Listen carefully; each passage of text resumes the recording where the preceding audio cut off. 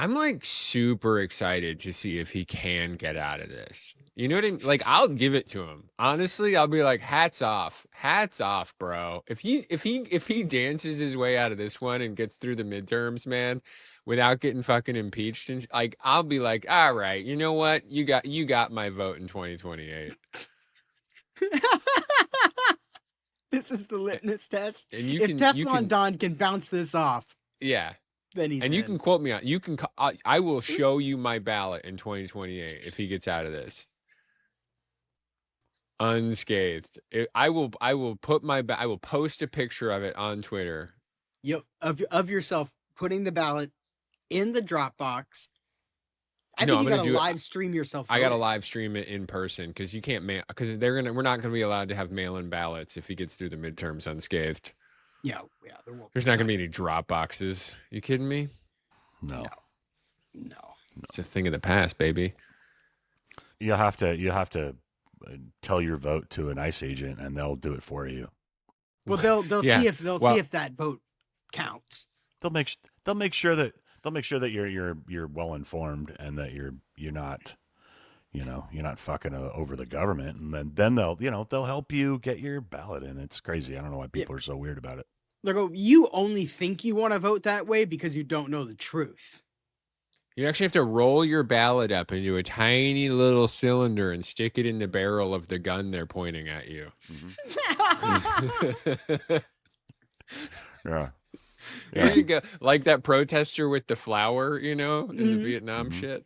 Yeah. Before they got shot in the face. Because every time you see that in any movie, they can't stay there anytime. It's just like cuts right before the cop is like about to blast him. I remember what's that? What's that guy that's the guitarist Dave Portnoy. He was Navarro. Dave Navarro. They were doing like a Cribs Cribs thing in his house in like Los Angeles, and he had like a wall-sized picture of that guy getting executed in Vietnam with a gun to his head. And I was like, what? I go, what? That is a really, really crazy thing to have for a wall, and it's like pretty edgy for a guy who looks like a magician. Well, he only looks like a magician now in retrospect. Only because of the Chris Angels of the world does he look like a magician. Let me be clear. For a guy, magicians look like Dave Navarro, not the other way around. Okay, Yeah. Great point. Excellent Like point. Dave Fair. Navarro was walking around in the early 2000s, and magicians were like, that's the look. He cast the mold. He doesn't do this enough to be a magician. So, but they do have magicians have a lot of rings. There's a lot of necklaces and a lot of accessories. And I assume lots of oils and scents. I assume they all have a lot of scents going on. a lot of magicians are definitely like Johnny Depp adjacent. Very piratey. Very piratey guys. Yeah, there's a little swashbuckler in them. Yeah, for a lot sure. Of, very Edward because Scissorhandian. You go back, you go back 3 or 4 centuries, and the magician was just a jester, a court jester. Wasn't doing magic, but was performing for royalty in some way. Shitting on themselves, making little makeups, dancing in a jaunty way. Yeah, making a fool of themselves, Smurfing the court midget. Yes. Yeah. I just want to say I can use that word because it is contextually appropriate given the period of the joke I was making. Right. That's how we always operate. That's the literary lens in which we construct and provide jokes always. Is through that. Sometimes the psychoanalytical, but rarely. I can use that. I can use that word too, just because, I don't like them. Yeah, just because I don't see them as full humans. Yeah, no. Yeah, and it's okay to joke about things that aren't human. Yeah. One time, a comedy club. I don't know. This is not meant to be a pun, but I can't think of a better word to use. But they shorted me on payment. Like, let's pretend that you're there. Dude, that was full payment for them. Well, that's what they told me. They said, we can't pay you full price. I had a door deal where I was getting like 40% of the door. And they said, we can't pay you full price because there's a midget in the crowd and he can't eat or drink as much as normal people. That's what a comedy club owner said to me right before I walked on stage to headline their club. And that is so ridiculous. Yeah. Little people can drink and eat as much as anybody. More so. Especially do you guys not see the Surreal Life? Mini-Me was a fucking maniac, dude. Mess, dude. Whizzing off his little chair. I'll never get that image out of my brain. I could still see it, right? I could still paint that picture of him naked on a little scooter peeing on a wall. I don't want to get it out of my head. Hey, everybody, real quick. Rest in peace, Mini-Me. Do you think he's hanging out with Jeff Epps? Do you guys think Jeffrey Epstein's really dead? Now I do. Now that I know that in December of now I know that Jeffrey Epstein was emailing Michael Wolff, which the guy was writing books about Trump. And now that I know that the guy that was writing a biography about Trump was emailing him being like, and they were like, hey, what should I do? And he's like, I think you should let him cook. Like, the president of the United States was like, had. I don't understand. Why is he telling anything to anyone, including somebody who writes books? I think what Jeff Epstein was doing, you want to keep on the down low. Well, he was already. You don't want to do 10 bucks. He was already in prison. Guys, I think the big takeaway for this, for us as a show, when we're invariably arrested, because of our live on the podcast, because of our many and sordid crimes. So I'm committing one right now. Let's not take any interviews. Well, also, we should stop emailing in general. From the cell. I stopped emailing altogether in 2016 when Hillary went up in flames. Because you know who doesn't email? Donald Trump. T-Bone. You know who's never gotten in trouble for anything? Donald Trump. Because you know who he gets to do all of his stuff? Other people. He's like, he just talks to people. He's like, hey, Pam, I wonder if like you guys went and just got people who looked a certain way and just sent them to a country that they weren't from. And he's like, I'm not doing that. And I never emailed everyone and told them to do it. Someone else. Here's the thing. That's my lawyers coming up with that shit. On one hand, you're totally right. He doesn't email. He does just tell people stuff. But on the other hand, he absolutely writes it on truth posts, dude. Yeah, he does truth it. He's just like, Pam, round him up, Don. He does direct message and sometime post direct messages to the entire globe. He puts DMs on blast in an unprecedented fashion. Yeah. Which are like policy almost. Like they become policy immediately. Yeah. He's just we're gonna get whatever amendment we're due for. I don't know what we're up for on the old Constitution, but whatever one is coming next is gonna be like tweets count. So I've been thinking and doing tweets are technically executive orders. Tweets are law. We should do that. No, yeah, they tweets are law. No, they I've been reading this book about the Constitution and how there was this constitutional it's called the convention. Constitution. Yeah, there was this, all on the Constitution and like just how they won. Like basically, a bunch of the framers really thought that we should just get a new Constitution like every 20 years. We should throw it out, make a new one constantly. We should be amending it all the time. But the amendment process is obviously screwed up. We really only amended like after wars. I think we should do a whole another constitutional convention. It only takes like 2/3 or 3/4 of the states to like decide that they want to do it. Like the states decide that they want to do it. It has nothing to do with the federal government. All that has to happen is the states have to decide we want to start amending shit. to the Constitution. They decide that they want to do it. If like 2/3 or 3/4 of the states demand to do it, then the federal government just has to put on a constitutional convention, and then all the states can just start bringing their amendments, and then everybody just has to start voting. It would be so chaotic. They've tried to do it a few times. It's only happened once when they made the Constitution. It would be hilariously awesome, and I feel like now just things are so crazy, and with AI and stuff, it'd be awesome just to be like everybody's bringing all their amendments.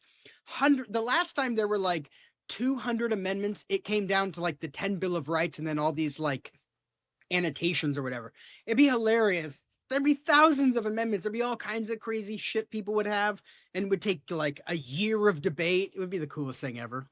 And Trump could probably finally put up that one amendment, that we could finally see that amendment get put in. It's just, which is the, hey girl, can't you just smile? Give me a smile. Here's the thing. If we did it now, it would somehow come out the other side called the Trumpstitution. Do you know what I mean? Mm-hmm. That's the thing. He would think it's a great idea because he could make it this huge thing. He'd be like, oh my God, wait, we could do what? We can have a huge party that could last fucking months of arguing. The drama. Oh my God. We're doing it at Mar-a-Lago. I'm billing everyone. Yes, it's going to be amazing. We will spend, though the country will spend billions of dollars. I mean, you guys, we can have the big argument or the big debates and stuff over the amendments at Mar-a-Lago in between bingo games. It'll be amazing. I'll DJ YMCA on repeat and crypto scams.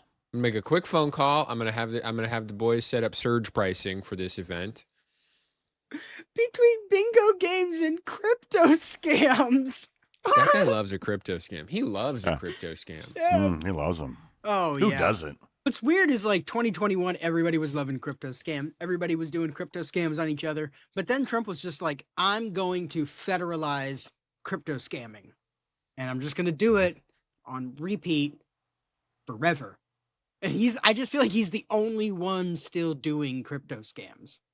He's just made it an institution now where he's like, no, we just have a sovereign reserve of crypto scam now. That's because he keeps pardoning all the other people that are doing crypto scams and being like, listen, I'm going to pardon you, but you got to help me with my crypto scams. Mm-hmm.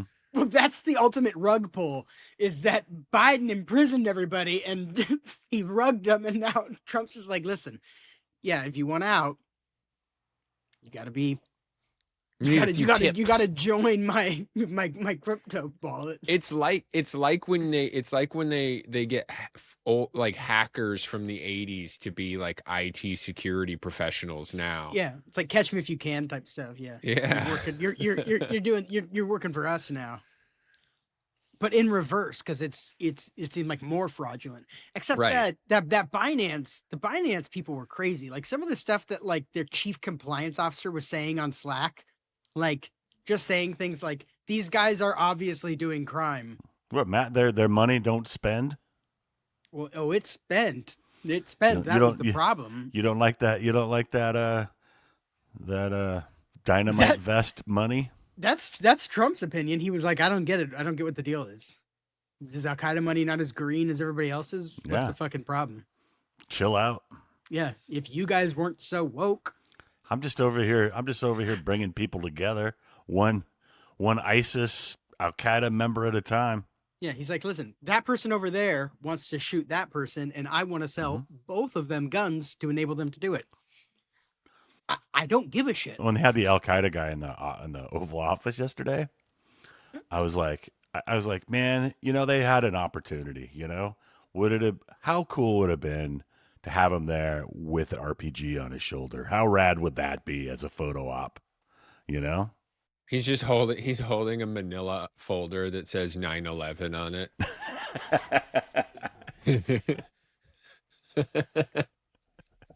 Oh man.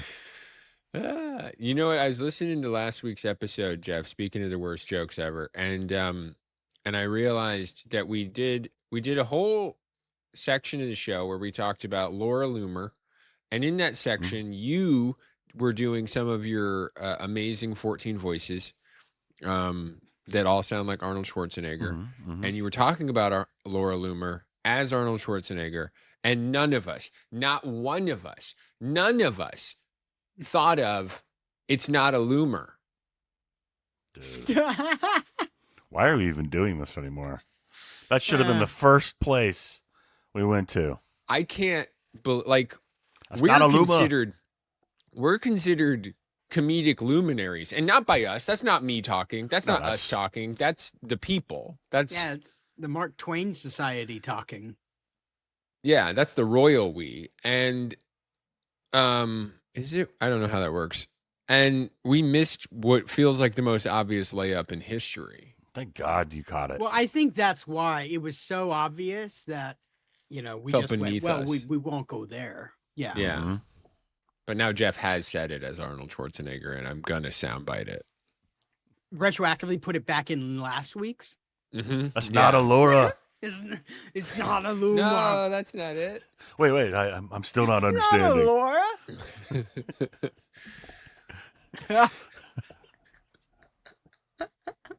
It's not a Laura. Oh, that's great. What if we start a hashtag? What if It's Not a Loomer starts trending because of us? What if it was Trump's got a loomer? Hanging off. He's got a loomer hanging off his dick. His dick's growing. By the way, speaking of her, dude, we're currently in a shadow ban on YouTube, I think, because of our Laura Loomer video.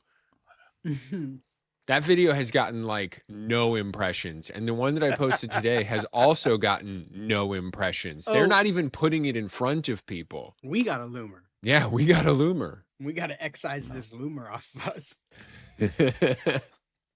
We got to stop. We got to stop this hard-hitting comedy that we do, If we want to really get to the top, we got to ease it back. But we don't do that, boys. We go, it's all gas, no brakes with us.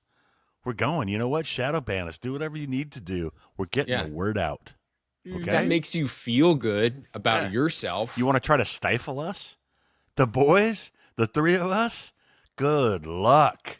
Good luck. The kids need to hear it. They will hear it. They will demand to hear it. How dare you, Laura Loomer? Shadow ban us, whatever that means. Well, she's the one she was the original shadow bannee, I think. Mm-hmm. Yeah. So that was fair. What's happening to us? Completely unfair.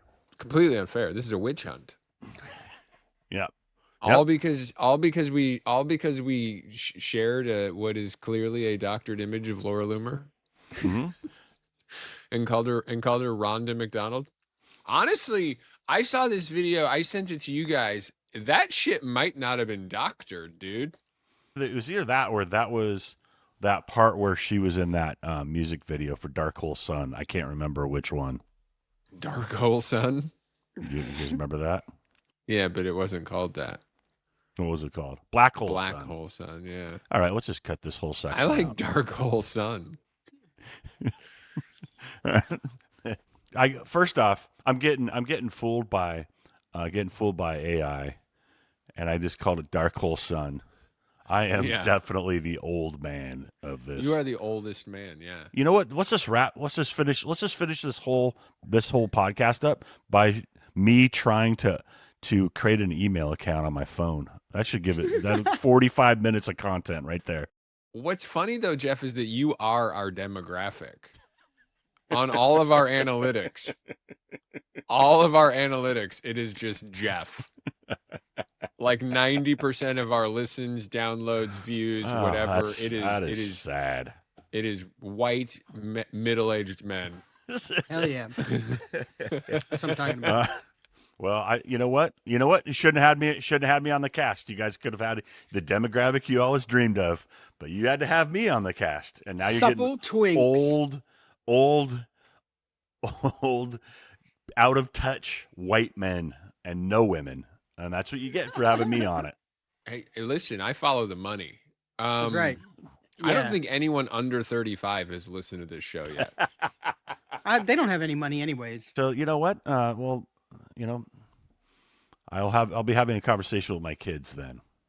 because they told me they were going to watch it, and my grandkids and my great grandkids. Great grandkids, and my great grandkids' frat friends. Yeah, yeah. You know, Their whole frat house at my great grandkids' house. They want to watch. If you're that old, you say fraternity. Are they even going to come by and take me for a walk later? I don't know what's happening with these kids. They were supposed to come by over the weekend and program my universal remote. But now the goddamn YouTube won't shut off. It's been playing for 3 days. Now my TV's just blinking 12. I can't change the clock on the VCR. I don't know what time it is. I don't know where I am. It's getting dark all the time. I like that I called you middle-aged, and you're taking this into the twilight of your life. Yeah, first I was scared of minorities. Now this. It's a terrifying time for me and my listeners. Do you think anyone was scared of Minority Report? The movie? Yeah, do you think anybody heard the title Minority Report and they said, not for me? I want that unless it was written by the FBI. Yeah, whoa, they got their own periodical now? No, thank you. That's my impression of Lindsey Graham. Okay, I have this friend who's quite conservative. And what's his full name?